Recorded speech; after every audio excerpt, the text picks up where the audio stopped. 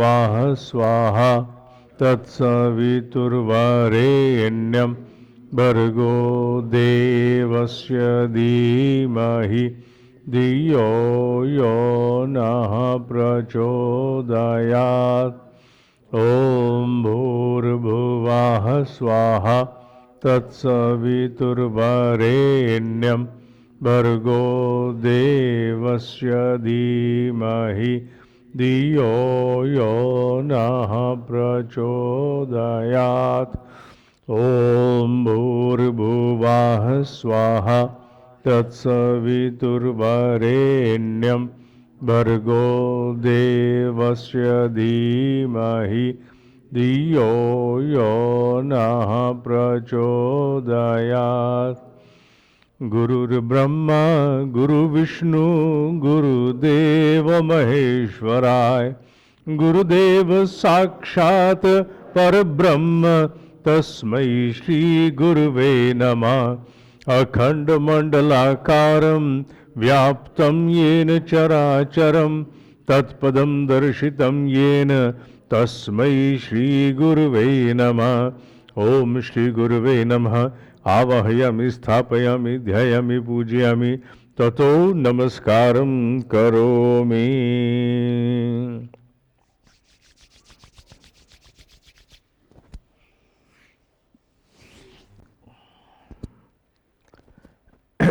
श्रीमद्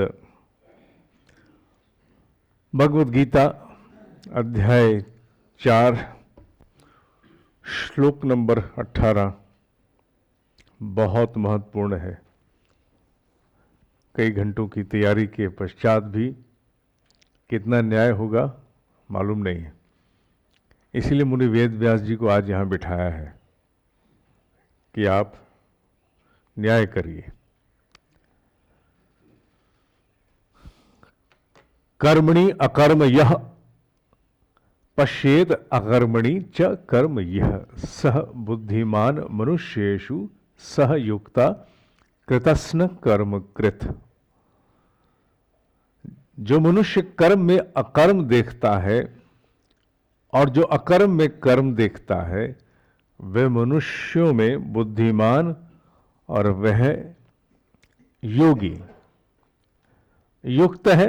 अंग्रेजी का शब्द इसके लिए परफेक्शनिस्ट भी है, परफेक्ट है, समस्त कर्मों को करने वाला है।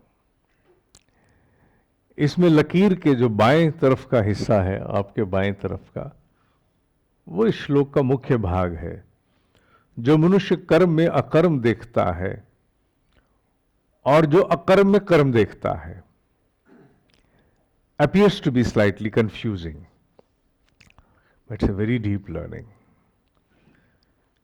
इसे समझ पाने के लिए और इसका अभ्यास करने के लिए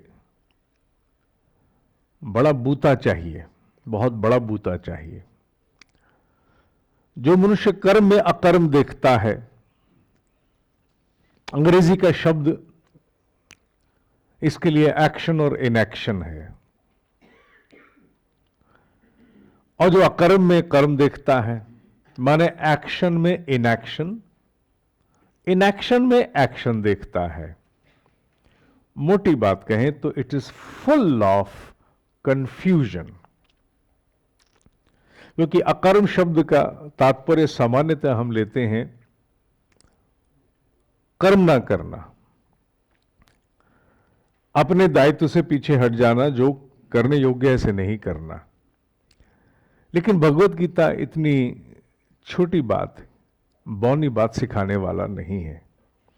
भगवत गीता का ऋषि बहुत बड़ी बात सिखाना चाहता है। उसने एक साथ आदिगुरु शंकराचार्य के गीता पर लिखी गई जो उनकी भूमिका है उसे उजागर किया है, जिसे आजकल कॉरपोरेट जगत में हम लोग harmony and affluence, work life इत्यादि इत्यादि नामों से जानते हैं। भाव हैं सारे।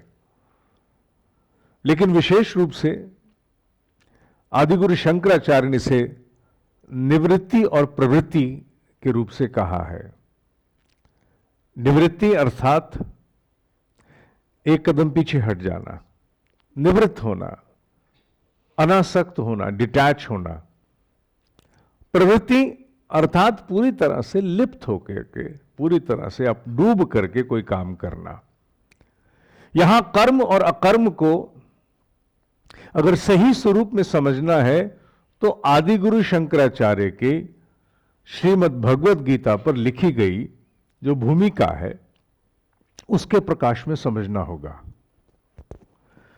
इस श्लोक को मैंने ना केवल अनेकों ज्ञानियों के मतानुसार मैंने इसका अध्ययन किया है, अनेकों, बल्कि एक दो को तो मैंने दो तीन बार दोबारा पढ़ा भी है, और आज सुबह भी पढ़ता हुआ ही आया हूं मैं, क्योंकि मुझे इस विषय के साथ न्याय करना है। पढ़ाने वाला आपको एक टीचर है, कोई योगी या सिद्ध नहीं है। योगियों और सिद्धों के लिए तो कुछ भी पढ़ाना आसान है। समस्या तब आती है जब आम आदमी बहुत बड़ा वजन उठाने की कोशिश करे, तब समस्या आती है, तब उसे अनेकों के सहारे की जरूरत पड़ती है। तो मैंने अनेकों का सहारा लिया है, क्योंकि मैं इसे अकेले उठाने में, वहन करने में अक्षम हो रहा था। आदिगुरु शंकराचार्य ने निवृत्ति और प्रवृत्ति समझाते हुए कहा कि मनुष्य को इस जीवन में दोनों के साथ न्याय करना है, अन्यथा जीवन अधूरा है। बिना प्रवृत्ति के, माने बिना लिप्त हुए, बिना अपना 100% किसी काम को सौंपे हुए, अपने पूरे दायित्व पूर्ण किए बिना, यह जीवन अधूरा है। यह जीवन अकम्प्लिशमेंट नहीं है। इस जीवन के बंधन आगे ढूंढने पड़ेंगे। इसलिए प्रवृत्ति अनिवार्य है, माने आपको अपने दायित्व में लिप्त होना अनिवार्य है। अब इसके बिल्कुल कॉन्ट्रेरी साथ ही उन्होंने कहा कि जहां एक तरफ जिंदगी की सारी रिस्पॉन्सिबिलिटी पूरी करनी बहुत आवश्यक है और पूरी तरह डूब करके 100% इमर्शन के साथ आप पीछे नहीं हट सकते अपनी रिस्पॉन्सिबिलिटी पूरी करने से, वहीं साथ साथ उन्होंने ये भी कहा है कि ये सारी रिस्पॉन्सिबिलिटी पूरी करने के साथ साथ आपको निवृत्त भी होना है, माने अर्थात आपको आत्म उत्कर्ष के लिए भी समय निकालना है। ना केवल अपने टारगेट्स, अपने ऑब्जेक्टिव्स, अपनी टाइमलाइन मीट करनी है पूरी तरह से विद ऑल 100% ऑफरिंग, बल्कि साथ साथ आपको अपने लिए वो समय भी निकालना है जब आप अपने भीतर गोता लगा के ओम का नाद करें, गायत्री का जाप करें, प्रकाश का ध्यान करें, या जो भी करें, या आप विज्ञान में कोश की साधना करें। और निवृत्ति के बिना भी जीवन अधूरा है। इस जीवन में दोनों चाहिए, प्रवृत्ति भी चाहिए, निवृत्ति भी चाहिए। पूरी तरह डूब करके सारी टाइमलाइन, सारे टारगेट भी पूरे करने, बिजनेस की ग्रोथ भी देनी है, बड़ी से बड़ी इंडस्ट्री भी लगानी है। तो ये सोच लेता है कि मुझे केवल निवृत्ति चाहिए, वो भगौड़ा है। जो ये सोच लेता है कि बस मैं और मेरा राम खुश, क्या जरूरत है इन टंटों में फंसने की, क्यों मैं रिस्क लूं, क्यों मैं आज के वातावरण की करप्शन के साथ लड़ूं, क्या जरूरत है इंडस्ट्री लगाने की, काम फैलाने की, उसका जीवन भी अधूरा है according to Adiguru Shankaracharya and the understanding I draw. और साथ ही साथ उसका जीवन भी अधूरा है जो सोचता है कि केवल और केवल मुझे बिजनेस डेवलपमेंट और बिजनेस ग्रोथ चाहिए, आत्म उत्कर्ष की जरूरत नहीं है। माने मुझे सेल्फ एनालिसिस, सेल्फ अंडरस्टैंडिंग इत्यादि की आवश्यकता नहीं है, सेल्फ डेवलपमेंट की आवश्यकता नहीं। दोनों का जीवन अधूरा है। जीवन पूरा तभी है जब दोनों के साथ न्याय किया जाए। यह आदिगुरु शंकराचार्य ने समझाया। लेकिन भगवत गीता में अब जो विषय उन्होंने ले लिया है वो आदि गुरु शंकराचार्य के समझाई गई भूमिका से कहीं ज्यादा टफ है। मैंने इसके लिए लाइन लिखी है कि ब्रेन पोटेंशियल खुल जाता है। Will be coming to that. Adi Guru Shankaracharya ने तो इतना कह करके बात पूर्ण कर दी कि प्रवृत्ति जरूरी है, मतलब जीवन में डूब करके जीवन की पराकाष्ठाओं को छुओ, पदार्थ जगत में भी प्रगति करो, earn as much as you can. और निवृत्ति भी जरूरी है, सेल्फ एनालिसिस, सेल्फ डेवलपमेंट, माने इनर डेवलपमेंट जरूरी है। लेकिन भगवत गीता इससे अब आगे चली गई है। कैसे चली गई? दोनों तो अलग अलग समझ में आते हैं, दोनों अलग समझ में आते हैं कि साहब give me tea without milk. Okay, tea without milk I understand, activate करेगी। Now give me milk without tea, ये भी समझ में आता है कि केवल दूध पीना है, उसमें चाय नहीं होनी चाहिए।